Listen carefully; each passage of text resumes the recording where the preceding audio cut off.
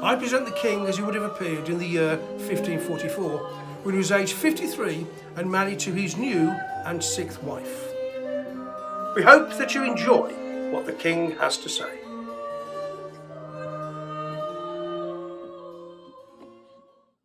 My loyal subjects, some days since we did indeed mark that lamentable day, the anniversary of the sinking of my flagship, the Mary Rose.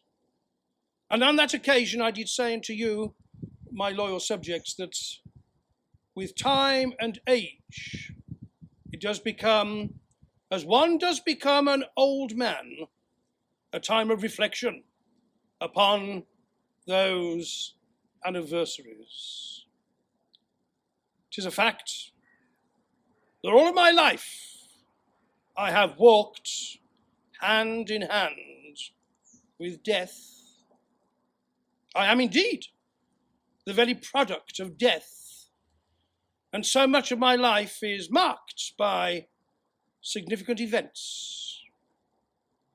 And so it is that I now do quietly reflect that it was upon the 23rd of July in that fateful year of 1536 that my then only son, Henry Fitzroy, born of Elizabeth Blout, aye, she a washerwoman, nay, more than a washerwoman, I jest, she in my wife the Queen, Aragon's court, she did bear unto me in that year of 1519 a fine, healthy, sturdy boy. 'Twas proof positive that I, your King, can sire sons.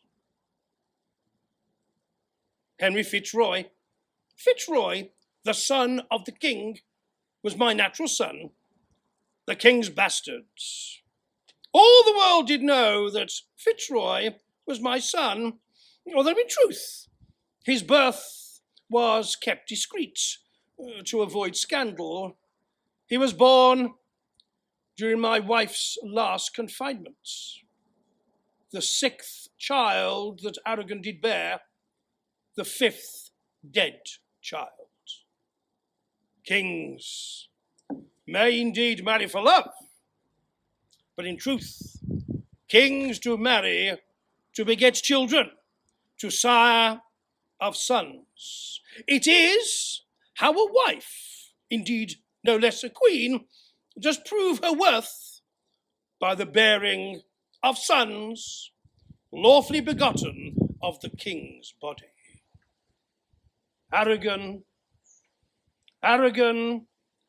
did bear me naught but a girl, the Princess Mary, and 6 children in total, of which 5 were dead.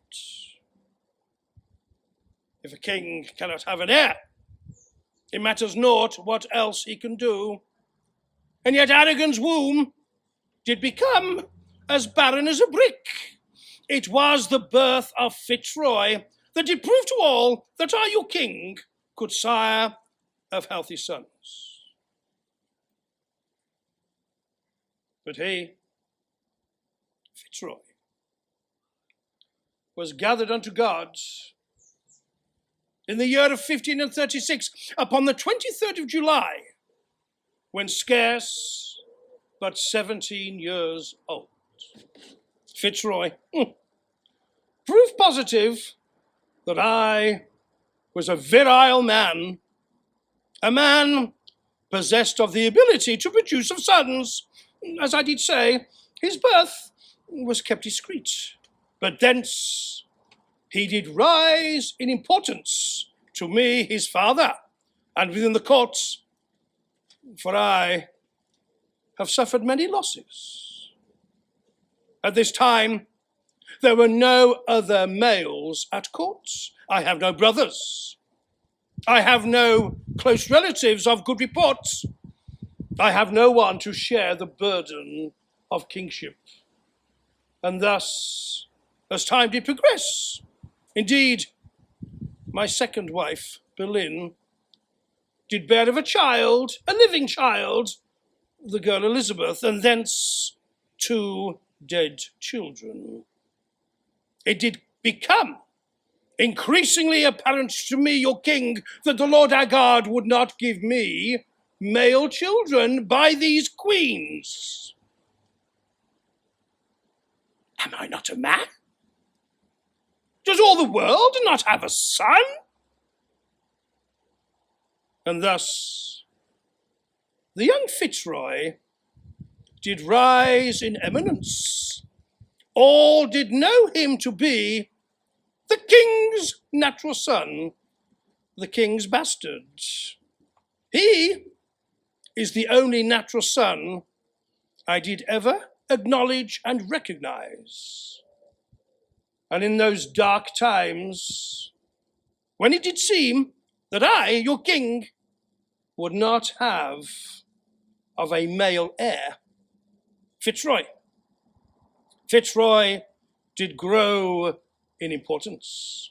Indeed, when aged but 6, upon the self-same day, I did confer upon him the earldom of Nottingham, and thence the dukedoms of Richmond and Somerset. Age 6, on the verge of adulthood, he was possessed of his own household and such ranks and such status, the garter and this and that he was the principal noble of mine realm. The raising of Fitzroy to the peerage was in itself an esteemed affair, for it had been nigh on 400 years since a king's bastard had been elevated to the peerage. And then in the years that followed, there were further honours and titles. Governor of Calais, Lord of the marches and lands approaching of Scotland. He did acquire great office, and would in truth be instructed, as I indeed was, in the art of kingship. For although he had those great offices, a child cannot discharge them, but he had about him many good fellows of my choosing, who performed those functions for him, and thus by their example Fitzroy did learn of his trade, for it did become increasingly apparent, as I've said, that God would not give me male children. And so it was, I contrived various strategies. First, I did desire that my bastard son would marry his half-sister, the Princess Mary. Indeed, the Pope, at this point, was prepared to issue a dispensation. This would maintain the House of Judah and strengthen, indeed, Fitzroy's claim to the crown. And then I did go further. I did consider by Act of Parliament legitimising Fitzroy, making him my lawfully begotten son by Act of Parliament. There is precedent, there is precedent for royal bastards to be legitimised. And in the doing of such, rather than marry he to my daughter Mary, he was married to the only daughter of my good friend Howard, 3rd Duke of Norfolk. But then, indeed, as the very Act of Parliament was set in train to pass through the House of Commons and unto the Lords, for Fitzroy to be made legitimate, he did become consumptive. To be consumptive is a death sentence. And so, his death was yet another significant event in that tumultuous year of 15 and 36. 15 and 36. It did start well, aye, for it did begin with the death of the Spanish cow. Aragon was gathered unto God upon the 7th of January, and we did rejoice. For with the death of Aragon, the threat of invasion by her nephew Charles V, the emperor, did pass away. For no emperor will go to war for a dead woman. It was in 15 and 36, while celebrating the death of Aragon, that I did fall from my horse, did injure of my leg once more, and now I am stricken with a leg that doth incommode me a great deal. Thence, in that year of 15 and 36, 'twas blighted by the deceit, the adultery, the incest of that poisoning witch and whore Boleyn, who did pay with her head. And then, in that same year of 15 and 36, the Lord our God did gather unto him my only male child, Henry Fitzroy.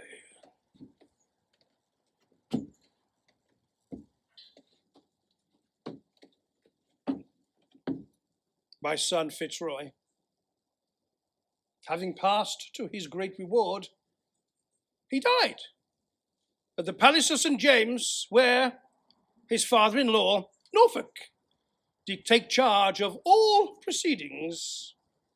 Norfolk did give instructions that the body of my son was to be enveloped in lead, and thence, in the dead of night, to be spirited away from London to Norfolk, to Thetford, to the great monastery at Thetford, which for many generations had been the burial place of the Dukes of Norfolk and their family, for now my son was indeed a Norfolk. There he reposed for not long, for then, of necessity, I did turn my attention upon the church, the corrupt church. I did dissolve of all the monasteries. Norfolk did come unto me and did beg that I would not dissolve Thetford, for principally it was the charnel house of the Howards, and was the burial place of my son. But nay, I said, nay, I cannot allow Thetford to continue, for like so many great holy houses, it was corrupt. And thus Norfolk, of his own volition, for which I'm most grateful, did arrange to have the significant dead disinterred from their tombs, to be woken from their long sleep. Significant Howards, and more importantly, the remains, the body of my son Fitzroy, was translated to that church at Framlingham in Suffolk, where Henry Fitzroy, the king's bastard, my only acknowledged natural child, does now repose in eternal rest.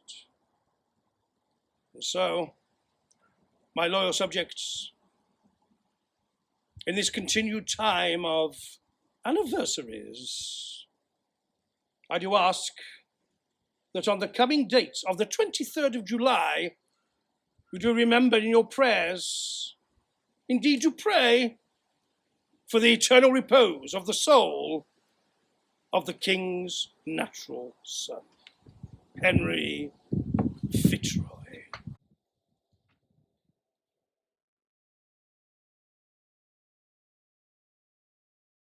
Now, for the subscriber giveaway. The competition is open to all subscribers, old and new alike. Once I reach 250 subscribers on my YouTube channel, I will choose one of those subscribers at random out of that 250 to receive a special prize. The prize is made up of this delightful figure, somebody you may recognise, which you may, if you wish, put in your garden, although I must admit, in my house, I have one on a shelf. Together with this prize of this delightful figure, there'll be a selection of merchandise from my theatre show, Divorced, Beheaded, Died. The competition is open to all loyal subjects, where they may be across the globe. All you have to do to have a chance of winning is to subscribe to my YouTube channel by clicking the link below. So whether you've been subscribing to my YouTube channel since the beginning, or whether you have just subscribed, you all have an equal chance of winning this wonderful prize. And so, good luck, and thank you all, my loyal and most well-beloved subjects, for your continued support. Cheers.